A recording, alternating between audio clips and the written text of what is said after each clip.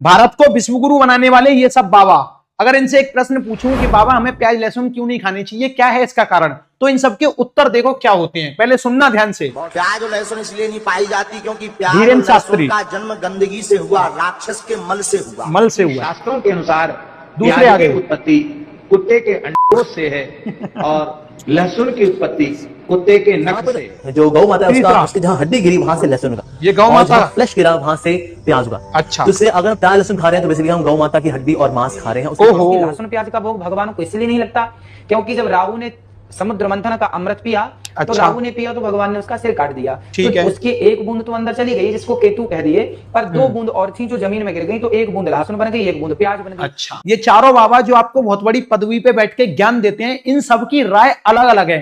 अलग अलग क्यों है? क्योंकि ये सब इन्होंने अपनी तरफ से कहानियां बनाई हैं। अब देखो, अगर मेरे को फिजिक्स में या कोई भी साइंस में कोई भी चीज पढ़ानी हो, न्यूटन लॉ ऑफ मोशन पढ़ाना हो, तो उसके अगर मैं 3 लॉ यहां पढ़ाऊंगा आगरा में, तो विदेश में कोई टीचर पढ़ा रहा होगा वो भी तीनों लॉ ही पढ़ाएगा। मतलब पूरे भारत में, पूरे वर्ल्ड में ये तीनों ही लॉ ऐसे ही एग्जैक्ट पढ़ाए जाएंगे। तो कारण क्या है? जो फैक्ट होते हैं, जो साइंस होती है, वो उसी तरीके से परोसी जाती है स्टूडेंट्स के सामने जैसी होती है। अब ये कहानियों से लोगों को भ्रमित करते हैं। मेरी दादी 100 साल की हो गई, उन्होंने आज तक प्याज लहसुन नहीं खाया क्योंकि इन जैसों की बकवास सुनी। तो आप शिक्षित लोग हो, आप लोगों को ये समझ में आ गया होगा किस तरीके से ये बाबा लोग हमें भ्रमित करते हैं और अपनी जो चीज है, जो कहानी है, वो हमारे मस्तिष्क पर थोपना चाहते हैं। क्योंकि कई लोग इनकी बातों को मानते हैं और इनके हिसाब से चलते हैं, इसीलिए मुझे ये वीडियो बनाने पड़ते हैं।